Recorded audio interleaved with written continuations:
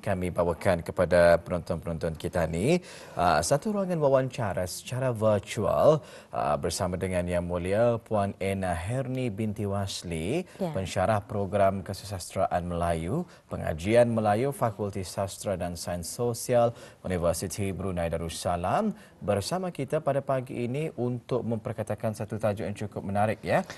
mengenai dengan Penulisan penulisan kreatif. kreatif, ya, dari skrip ke pementasan. Baik, secara virtual kita akan berinteraksi bersama dengan Puan Ena pagi ini. Assalamualaikum Puan.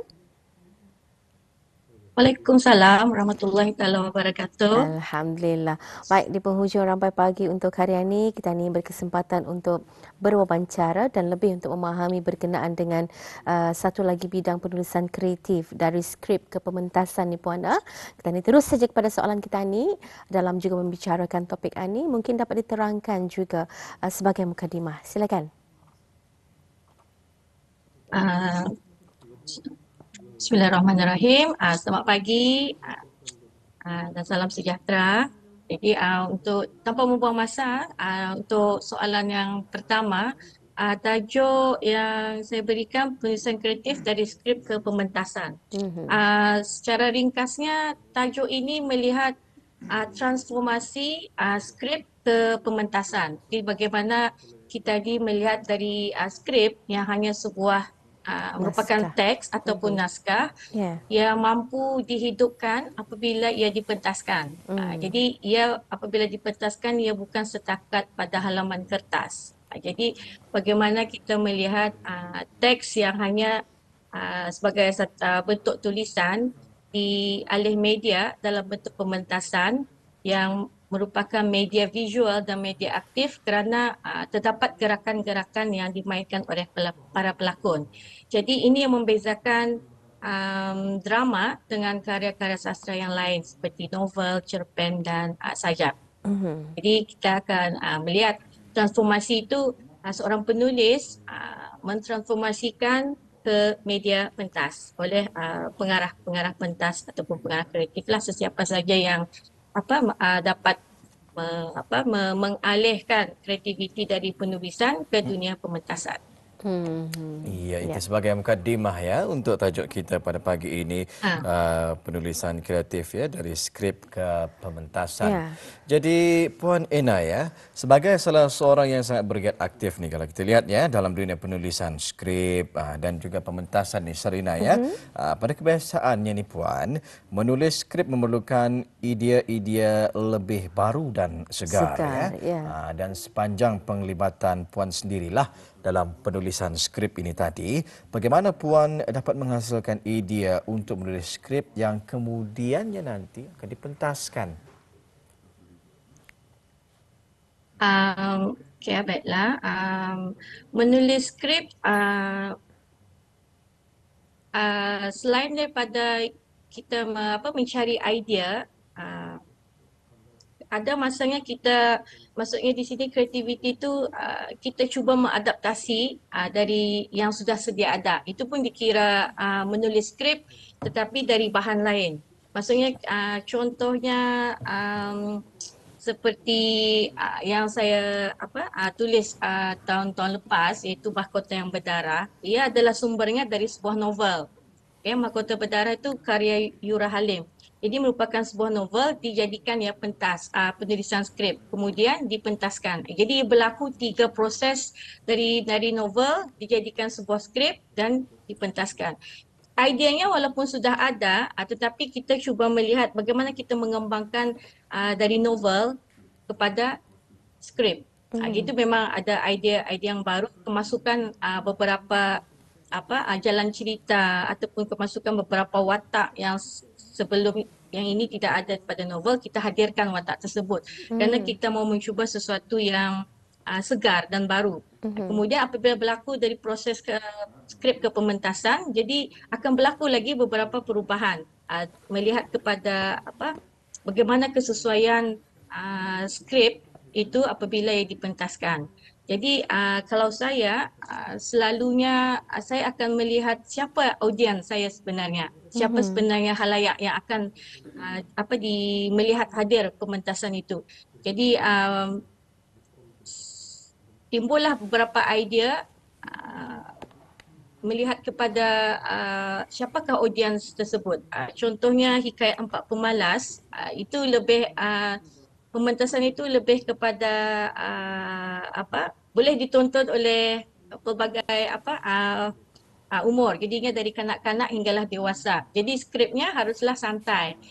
Kemudian apabila dipentaskan, ia lebih berbentuk hiburan dan humor dan komedi. Jadi sesuai untuk peringkat umur. Kemudian begitu juga dengan naskah Nya Nini. Nya Nini sebenarnya adalah sumber dari lagu-lagu tradisional kanak-kanak Brunei. Jadi idea dari lirik lagu saya jadikannya sebuah skrip. Jadi memanglah memerlukan beberapa idea baru supaya dikembangkan lagu-lagu kanak-kanak itu menjadi sebuah skrip. Jadi saya kumpulkan kelima buah lagu kanak-kanak menjadi sebuah skrip yang kemudiannya dipentaskan. Jadi saya melihat audiens kerana saya tahu persembahan ini perlu ditonton oleh semua peringkat umur. Jadi ya lebih kepada kesesuaian saya menulis bergantung kepada siapakah halayak yang sebenarnya akan menonton persembahan Idea itu sebenarnya Sarina kalau kita lihat tertumpu kepada audiens ya dan juga siapa yang bakal menyaksikan pementasan ini tadi. Jadi tanya-tanya juga buat kita nih Sarina ya.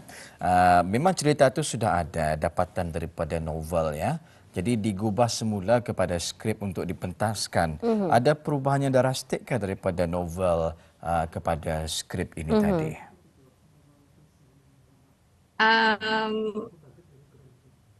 Perubahan kadang ia bergantung kepada kreativiti si penulis. Jadi jadi novel tu kita tahu novel tu ceritanya kan panjang. Kadang ada novel tebal. Jadi bagaimana kita ni memendekkan cerita itu sesuai untuk dijadikan sebuah skrip.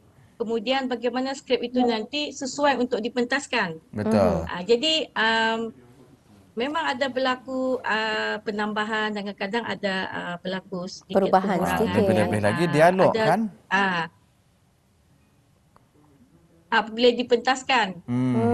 Kerana apabila dipentaskan kita ni melihat kan di mana kesesuaian skrip yang pada asalnya hanya sehelai kertas. Jadi bagaimana kita ni menghidupkan ia ke arena pentas. Jadi kadang-kadang ada yang tidak sesuai, kita ni cuba ubah beberapa adegan ataupun beberapa pergerakan tersebutlah. Jadi macam seperti saya bagi satu contoh skrip saya yang saya hasilkan pada asalnya Hikayat Empat Pemalas ada satu watak iaitu watak naga.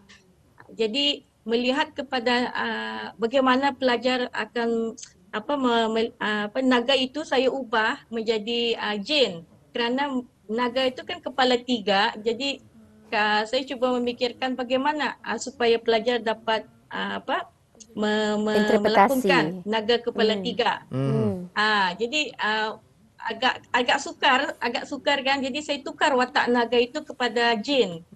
Jin. Jadi ya mudah kan. Jadi pelajar pun dapat menghayati watak jin tersebut.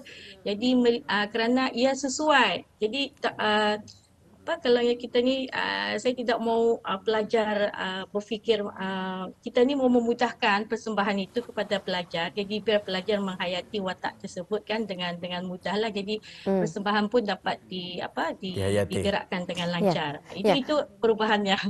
Baik, tetapi dalam hal ini Puan saya melihat ada naskah-naskah ataupun cerita-cerita yang boleh kita ni lakukan perubahan secara besar, berskala besar ataupun sederhana. Dan ada jenis-jenis naskah ataupun cerita yang pastinya kita ni indah boleh ubah jalan ceritanya kerana ia boleh mengubah legenda penceritaan itu sendiri. Apa pendapat Puan? Umpamanya kalau cerita-cerita folklore itu mungkin lebih senang, tetapi kalau ia berbentuk cerita legenda yang ada menghubungkaitkan dengan fakta, sejarah, saya percaya hal-hal ini indah ada kewajarannya untuk ianya diubah walaupun dalam usaha kita ni untuk mementaskan cerita tersebut. Apa pendapat Puan Ena sendiri sebenarnya dalam hal ini? ia ada beberapa sebab. Kalau tergantung kepada pengarah tersebut. Kalau pengarah ingin mengubah cerita tetapi dari perspektif watak lain, dia boleh. Tapi maksudnya contohnya novel Mahkota yang Berdarah, ia merupakan perang saudara yang berlaku di Brunei selama saya 12 tahun. Jadi ia memang melihatkan sebuah sejarah Brunei tentang Mahkota yang Berdarah. Ini ditulis oleh Yura Halim. Jadi untuk konteks ini saya tidak mengubah jalan cerita. Kerana saya ingin memperlihatkan inilah perjalanan sejarah Kronologi. yang pernah berlaku di Brunei. Tetapi ada kemasukan beberapa watak baru untuk membantu beberapa watak yang dirasakan sesuai. Jadi jalan cerita pun itu sebenarnya tergantung kepada pengarah. Ada pengarah yang mengubah tetapi yang menggunakan watak yang tidak penting, melihat bagaimana watak tidak penting ini berlaku, cara pemikiran watak tersebut. Bila dalam novel ia tidak penting, tapi bila diangkat ke arena pentas ia dijadikan sebagai watak penting. Jadi ia melihat perspektif pengawal-pengawal yang berjuang untuk kemerdekaan Brunei pada masa itu ketika itu, di Pulau Cermin dan di Kota Batu. Jadi perjalanan yang cerita sebenarnya tergantung kepada pengarah. Kalau ia ingin mengubah sejarah itu untuk melihat untuk agar audiens berfikir, ia boleh. Jadi memerlukan pemikiran yang mendalam lah bagaimana audiens akan melihatlah. Tapi kalau saya sejarah itu saya lebih suka secara kronologi lah, kerana kronologi. kita ingin saya ingin audiens memahami sejarah yang berlaku di negara kita. Jadi kreativiti pun sebenarnya itu terpulang pada kreativiti apabila ia berada di atas pentas. Iya. Penulisan kreatif ya dari skrip ke pementasan. Jadi Puan Ena ni ya, antara yang turut menjadi persoalan kita juga ialah cabaran-cabaran yang dihadapi sepanjang karya Puan sendirilah ya, khusus dalam penulisan kreatif dari skrip ke pementasan ini. Cabaran mungkin dari Pelakon, segi props, skrip. Pada proses Kalau mengadaptasi pelakon, itu pun sudah ada cabaran barangkali ya. Bagaimana? Mungkin cabaran dari segi yang kita ni menemukan idea agar dia menjadi sebuah naskah yang Hebat. baik. Jadi kemudian bagaimana naskah itu dapat difahami oleh para Audience. pemain dan kemudian dipentaskan. Jadi apabila menulis skrip ini dah sama cabarannya apabila kita ni menjadi seorang pengarah untuk mengarah skrip tersebut. Jadi cabaran tu memang ada cabaran lah. Kadang-kadang saya sendiri pun kita ni tergendala menulis naskah itu kerana belum mencapai apa yang saya mahukan lah. Jadi saya sambung lagi melihat, memikirkan macam mana kita ni boleh menjadikannya sebagai sebuah skrip kemudian berjaya dihidupkan di arena pentas. Itu salah satu cabaran saya lah dari segi idea mengumpul bahan jadi sebuah cerita yang baik. Jadi saya percaya dalam sama-sama orang menjayakan satu produk pementasan ini, ianya bermula daripada skrip itu sendiri dan adanya percambahan minda bersama dengan pengarah pentasnya dan juga pelakon-pelakonnya tu. Kalau orang kita ni mengkreat ataupun membina satu cerita berdasarkan imajinasi kita ni itu mungkin lebih senang barangkali Puan. Tetapi apabila kita ni cuba mengambil cerita yang diadaptasi daripada novel seperti yang dicontohkan tadi, saya percaya ada cabaran-cabarannya itu. Dan dalam hal ini apa lagi perkara yang penting untuk memastikan pementasan drama yang diadaptasi daripada skrip ataupun novel itu benar-benar berjaya. Apa hal-hal yang kita akan utamakan? Adakah pelakon-pelakonnya itu mesti memilih pelakon yang tepat, tempat mengadakan, selain daripada hal-hal kecil semua ini kita ni perlu fikirkan secara detail kan sebenarnya. Bagaimana pendapat Puan Ena sendiri? mungkin salah satunya ruang, maksudnya tempat. Betul. Jadi perlu ada sebuah ruang ataupun tempat pementasan di mana para keperluan kira asas teknikal itu kita ni lengkap. Contohnya dari segi lightingnya, Tata lampunya. sound systemnya. Jadi itu cabaran lah. Kadang-kadang ada yang kita perlukan, kita mahukan lightingnya warna-warna tertentu tidak dapat dipenuhi kerana tidak lengkap. Dan ada yang lengkap tetapi ruang itu terlalu kecil. Jadi sebenarnya banyak, tetapi dalam dunia pementasan ini di mana-mana pun sebenarnya boleh diadakan. Lakukan. Cuma kalau kita mahu dalam bentuk yang lebih lengkap, jadi perlulah ada satu ruang teater ataupun ruang yang benar-benar Sesuai. dapat menampung kesemua persembahan tersebut. Jadi maksudnya props ya dan juga Betul. latar belakang adalah sebenarnya sangat-sangat membantu ya untuk membisaikan lagi satu-satu pementasan tersebut ya. Sebagai contoh mungkin kalau ia berada di hutan, dihias dengan hutan rimba, kalau di kawasan perkampungan banyak perhiasan-perhiasan ataupun props perkampungan untuk membantu pementasan ini dilakukan nanti ya. Walau apapun seperti yang dikongsikan tadi sebenarnya katanya pementasan ini boleh dilakukan di mana sahaja. Tetapi benda-benda kecil sebegini adalah sangat-sangat membantu dalam satu-satu persembahan kejayaan ini tadi. ya. Tambahan yang akan menarik lebih banyak halayak lah untuk memerhati dan meneliti penceritaan yang dipaparkan dalam persembahan pentas tersebut. Baik, apapun terima kasih kami ucapkan kepada Puan Anna. Masa yang agak singkat untuk kita membincangkan berkenaan dengan satu lagi ruang penulisan kreatif dari skrip ke pementasan pada pagi ini. Dan untuk Puan Anna, kami di Rampai Pagi tidak lupa mengucapkan selamat menyambut kedatangan bulan Syawal esok ya. Dan Assalamualaikum. Waalaikumsalam. Selamat Hari Raya juga.